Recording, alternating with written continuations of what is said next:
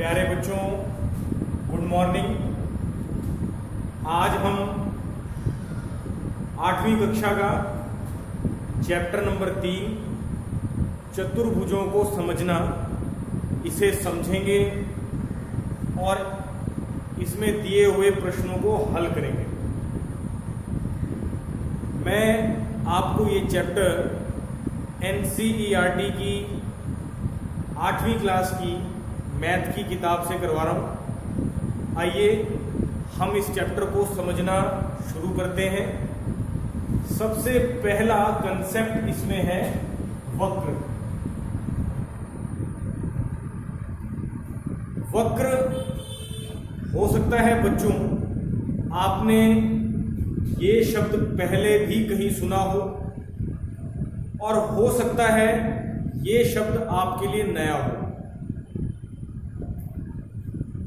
वक्र क्या है, इसे समझना बड़ा सरल है। अगर मैं अपनी पेंसिल, पेन या चॉक को बिना उठाए एक समतल पृष्ठ पर चलाता रहता हूं, तो जो आकृति बनेगी वो आपकी वक्र कहलाएगी। अब मैंने फिर अपने चौक को बिना उठाए और इस प्रकार इस समतल पृष्ठ पर चलाया, तो ये एक रेखा की तरह दिख रही है। लेकिन यहां पर इसे हम रेखा नहीं कहेंगे, क्योंकि रेखा के दोनों सिरों पर तीर के निशान होने जरूरी हैं, जो कि यहां पर नहीं है। हम इसे वक्र कहेंगे। तो आप बच्चों को समझ आ गया होगा कि वक्र क्या है। बच्चों, ऐसे ही मैंने बिना चौक उठाए और एक आकृति ये बनाई जो कि वर्ग है, लेकिन साथ ही साथ ये वक्र भी है। वक्र यानी बिना अपनी कलम उठाए, बिना अपने पेन उठाए या बिना अपना चौक उठाए समतल पृष्ठ पर जो भी आकृति आप बनाएंगे वो वक्र कहलाएगा। देखा जाए तो आप कहेंगे कि इस तरह तो सभी आकृतियां वक्र हैं। बिल्कुल, हम बिना उठाए समतल पृष्ठ पर अगर अपने पेन से, पेंसिल से या चौक से कोई भी आकृति बना रहे हैं तो वो वक्र कहलाएगी।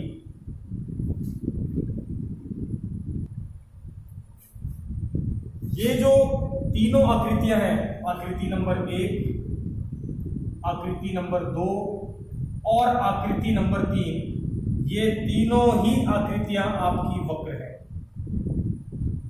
बच्चों, मैं उम्मीद करता हूं कि आपको वक्र का कंसेप्ट अच्छे से समझ में आ गया होगा कि वक्र क्या है। अब यहां पर वक्र 2 प्रकार के हैं। पहला बंद वक्र, दूसरा खुला वक्र। तो आप में से बहुत से बच्चों को आकृति देखने से पहचान भी हो गई होगी कि कौन सा वक्र खुला वक्र है और कौन सा वक्र बंद वक्र है।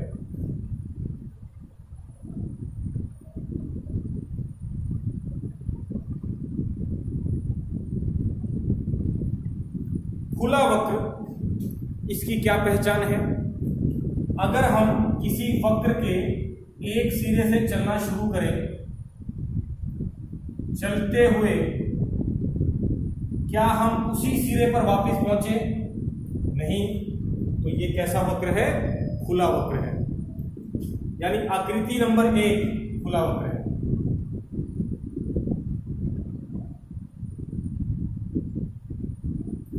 इसी प्रकार वक्र नंबर 2 को चेक करते हैं कि क्या ये खुला वक्र है। हम एक सिरे से शुरू होते हैं, उस वक्र पर चलते जाते हैं, दूसरे सिरे पर पहुंच गए, उसी सिरे पर वापस तो नहीं पहुंचे, इसका मतलब आकृति नंबर 2 भी आपका खुला वक्र है।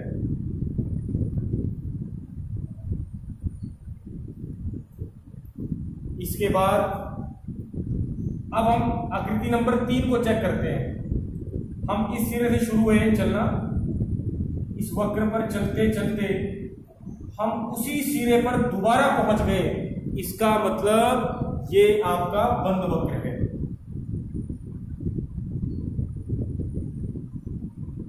तो बंद वक्र में हमारी कौन सी आकृति आई? आकृति नंबर 3। बच्चों,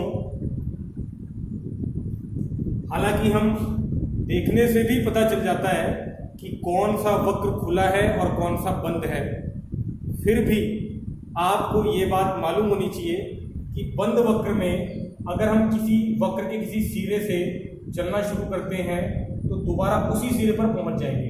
ये बंद वक्र की पहचान है। खुले वक्र में अगर हम एक सिरे से चलना शुरू करेंगे तो दोबारा उस सिरे पर ना पहुंचकर किसी दूसरे सिरे पर पहुंच जाएंगे। इस प्रकार हमने इन तीनों आकृतियों में खुला वक्र कौन है और बंद वक्र कौन है इसकी पहचान कर ली है। बहुत आसान सा कंसेप्ट है बच्चों, आपको समझ आया होगा। आइए अगले कंसेप्ट पे चलते हैं।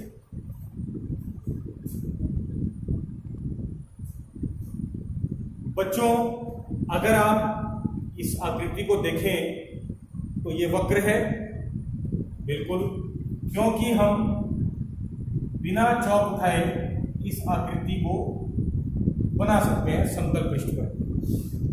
तो ये वक्र है। वक्र की शर्त एक है कि बिना कलम उठाए या कहें बिना चौक उठाए समतल पृष्ठ पर आप जो भी आकृति बनाएंगे वो वक्र कहलाएगी, यानी ये वक्र है। अब अभी अभी हमने खुला वक्र और बंद वक्र के बारे में पढ़ा, उसे समझा। आइए इसको देखते हैं, क्या ये वक्र आपका बंद वक्र है या खुला वक्र है। तो बच्चों, मैंने इसकी पहचान बताई थी कि आप एक सिरे से चलना शुरू करें और दोबारा उसी सिरे पर पहुंच सकते हैं क्या? तो जी हाँ, पहुंच सकते हैं, यानी ये वक्र बंद वक्र है। आपके मन में एक प्रश्न और आएगा कि हम जब इस पर चल रहे थे इस वक्र पर, तो यहां के बाद इस पर दोबारा चलना पड़ा, तो इससे कोई फर्क नहीं है। हम किसी वक्र पर अगर वक्र के कुछ हिस्से पर हमें दोबारा भी चलना पड़े तो उससे इसके बंद या खुले वक्र पर कोई फर्क नहीं पड़ता। ध्यान ये रहे, अगर हम किसी एक सिरे पर चलकर दोबारा उसी सिरे पर पहुंच सकते हैं तो वो वक्र बंद वक्र कहलाएगा, यानी ये वक्र बंद है। लेकिन ये वक्र ऐसा वक्र है जो अपने ही वक्र को काट रहा है, इसीलिए ये वक्र बंद होने के साथ सरल वक्र नहीं है। इसे हम बोलेंगे सरल वक्र, जो सरल बंद वक्र। दोबारा से समझते हैं। बंद वक्र, पहली बात तो ये वक्र जो है बंद है, जो सरल नहीं है। ये शब्दावली ज्यादा ठीक रहेगी। ये वक्र बंद है लेकिन सरल नहीं है। सरल क्यों नहीं है? क्योंकि अगर कोई वक्र अपने ही वक्र को काट दे तो फिर वो सरल नहीं रह जाता। बंद क्यों है? क्योंकि अगर हम इस सिरे से चले तो दोबारा इसी सिरे पर पहुंच सकते हैं, या कहें इस सिरे से चलें तो दोबारा इसी सिरे पर पहुंच सकते हैं। इसलिए यह वक्र बंद तो है लेकिन सरल नहीं है। क्यों नहीं है? क्योंकि इस वक्र ने अपने ही वक्र को काट दिया है। मैं उम्मीद करता हूं ये कंसेप्ट भी आपको समझ आया होगा। आइए अगले कंसेप्ट पे चलते हैं। बच्चों, अभी हमने वक्र के बारे में पढ़ा, आइए उसी पर आधारित इस प्रश्न को हल करते हैं। इस तरफ हमें आकृतियां दी गई हैं और इस तरफ हमने बताना है कि ये वक्र का कौन सा प्रकार है। हमने दो चीजें देखनी है। पहली चीज, वक्र खुला है या बंद है। दूसरी चीज, वो सरल है या नहीं है। आपको बात ध्यान रखी होगी, हमने इस प्रश्न में दो चीजें चेक करनी है। पहला, खुला है या बंद वक्र है, और दूसरा कि वो वक्र सरल है या नहीं। आइए पहले इस पर, ये एक वक्र है, तो ये कैसा वक्र है, खुला या बंद। अगर आप खुला वक्र सोच रहे हैं तो बिल्कुल ठीक है। क्या ये वक्र सरल है? बिल्कुल। सरल वक्र की पहचान ये है कि वो अपनी आकृति को नहीं काटता, यानी ये वक्र सरल भी है और खुला वक्र है। यहां लिखेंगे सरल खुला वक्र।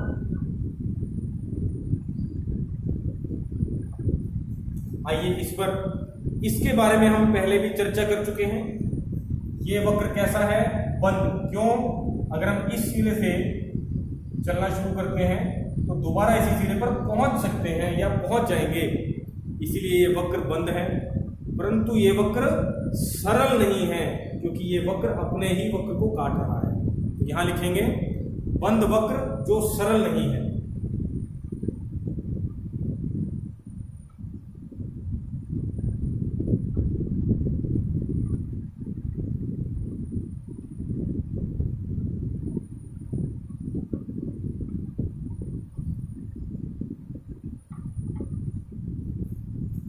आइए, ये बच्चों आपको देखते ही पता चल रहा है कि ये खुला वक्र है या बंद। ये बंद वक्र है, और साथ ही ये कैसा वक्र है? सरल, क्योंकि ये वक्र अपने को एक दूसरे अपने ही वक्र को नहीं काट रहा है। तो इसे लिखेंगे सरल बंद वक्र।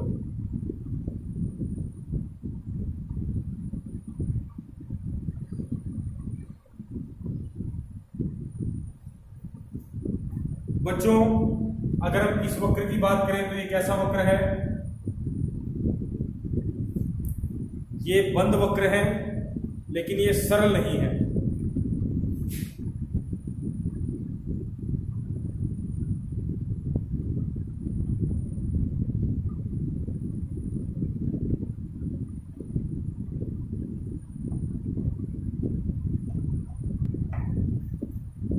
आपको ये प्रश्न समझ आया होगा। ये प्रश्न समझ तभी आएगा जब आपको वक्र का कंसेप्ट अच्छे से समझ आ जाएगा।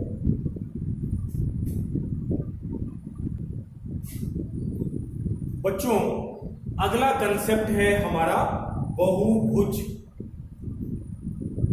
आपको नाम से ही स्पष्ट हो जाएगा। बहु माने बहुत, भुज माने भुजाएं। बहुत सी भुजाओं वाली आकृति बहुभुज कहलाती है, या कहें जिस आकृति में बहुत भुजाएं हैं। बहुत मतलब कितनी? तो ये भी एक प्रश्न बनेगा। क्या एक से ज्यादा? एक से ज्यादा तो कितनी ज्यादा? तो अभी इन सभी प्रश्नों का जवाब हमें मिलने वाला है। जब हम इस कंसेप्ट को आगे पढ़ेंगे तो हमें इन प्रश्नों का जवाब मिलेगा कि भुजाएं, बहुत सी भुजाएं यानी कितनी भुजाएं, कम से कम कितनी भुजाएं ले सकते हैं, अधिक से अधिक कितनी ले सकते हैं। तो आइए शुरुआत करते हैं बहुभुज की। बहुभुज को जानने से पहले आपको पता होना चाहिए रेखाखंड के बारे में।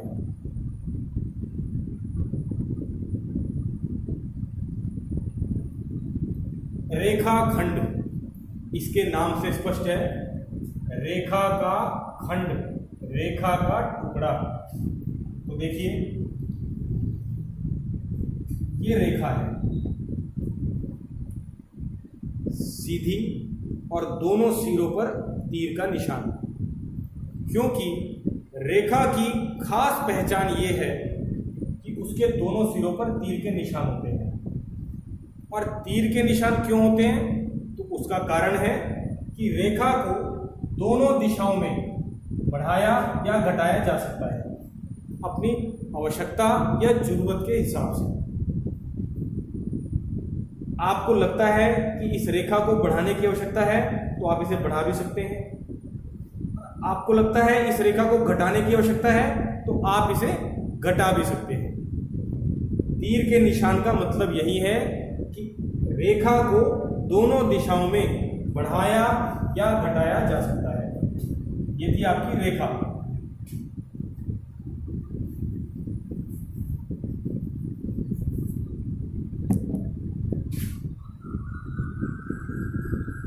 फिर बारी आती है रेखाखंड।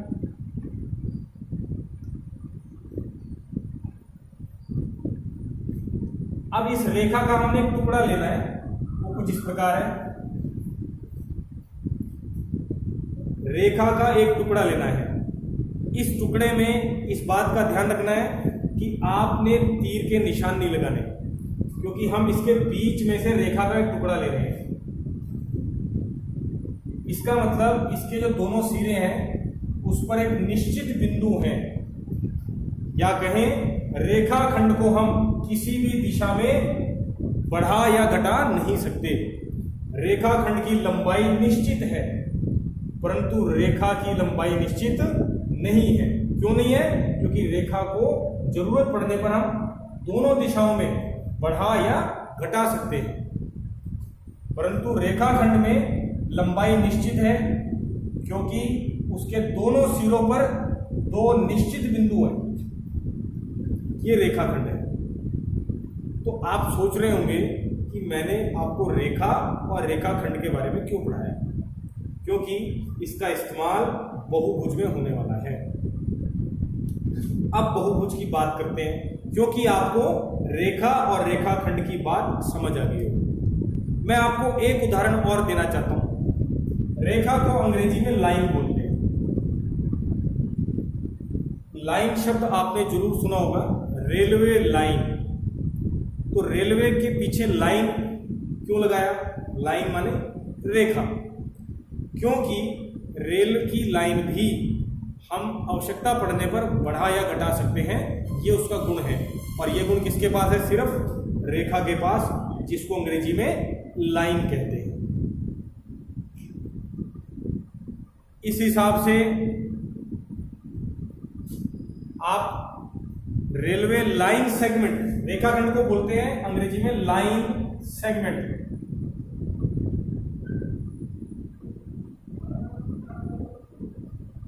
रेलवे लाइन सेगमेंट नहीं बोल सकते, रेखाखंड। आइए अब बात करते हैं बहुभुज की। बहुभुज क्या होता है? रेखाखंडों से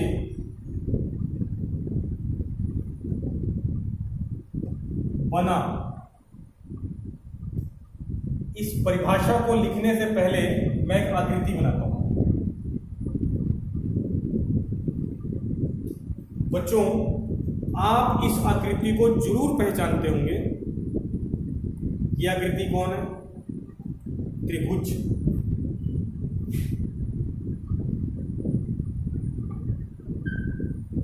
त्रि माने तीन, भुज माने भुजाओं वाली आकृति, तीन भुजाओं वाली आकृति।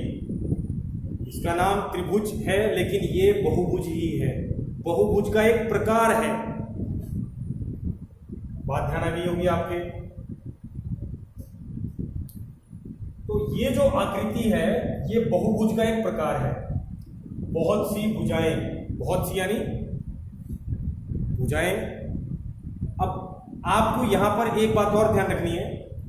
बहुत सी भुजाएं यानी आपके मन में यह प्रश्न उठ सकता है कि कम से कम कितनी भुजाएं? तो याद रहे, कम से कम बहुभुज बनाने के लिए तीन भुजाएं होनी ही चाहिए।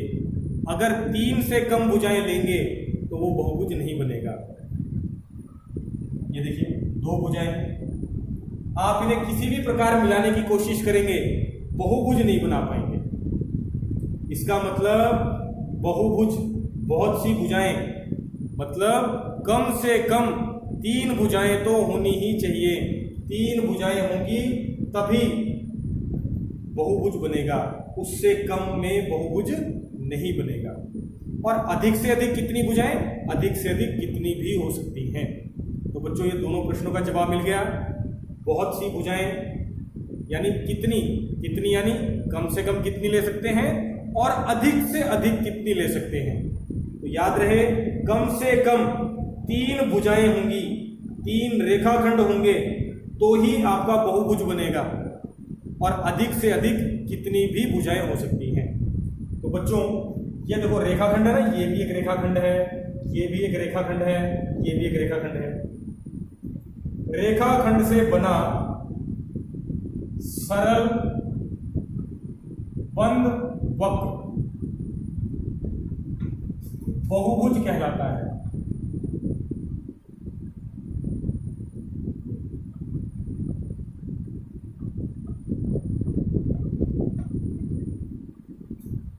देखिए ये एक वक्र है, बिल्कुल अगर हम बिना चौक उठाए इस आकृति को बना सकते हैं, इसलिए ये वक्र है।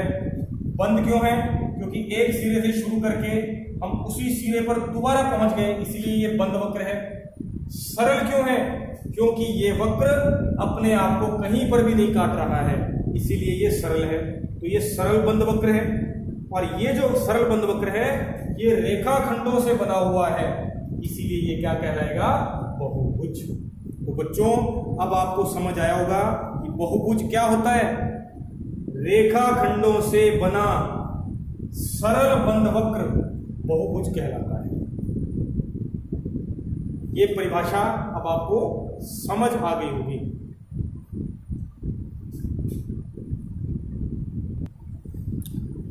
आइए अब हम पढ़ते हैं बहुभुज के प्रकार। ये सभी हमारे पास बहुभुज के प्रकार हैं। देखिए इसमें कितने रेखाखंड हैं? 3। अब हम इन्हें रेखाखंड ना कहकर इन्हें कहेंगे भुजाएं। तो कितनी भुजाएं हैं? 3। इसीलिए इस आकृति का नाम हो जाएगा त्रिभुज।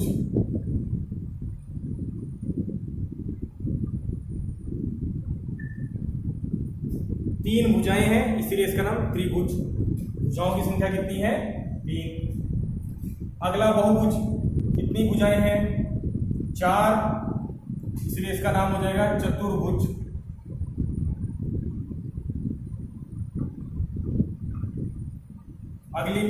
अगली बहुभुज में क्या कितनी भुजाएं हैं? 1, 2, 3, 4, 5। 5 भुजाएं हैं इसलिए इसका नाम हो जाएगा पंचभुज।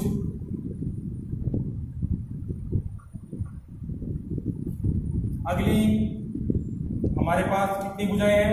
1, 2, 3, 4, 5, 6 भुजाएं हैं इसलिए इसका नाम हो जाएगा षड्भुज। षड माने 6। अगली कितनी भुजाएं हैं? 1, 2, 3, 4, 5, 6, 7 भुजाएं हैं सप्तभुज। इसी प्रकार आगे आएगी अष्टभुज, नवभुज, 10 भुज और इसी प्रकार क्रम चलता जाएगा। तो आपको ये ध्यान आ गया होगा कि बहुभुज का नाम उसकी भुजाओं के आधार पर पड़ता है। अगर उसके में बहुभुज में 3 भुजाएं हैं तो उसको त्रिभुज कहेंगे, 4 भुजाएं हैं तो चतुर्भुज कहेंगे, 5 भुजाएं हैं तो पंचभुज। आप बच्चों को ये बात अच्छी से समझ में आ गई होगी कि बहुभुज का नाम उसकी भुजाओं के आधार पर रखा जाता है।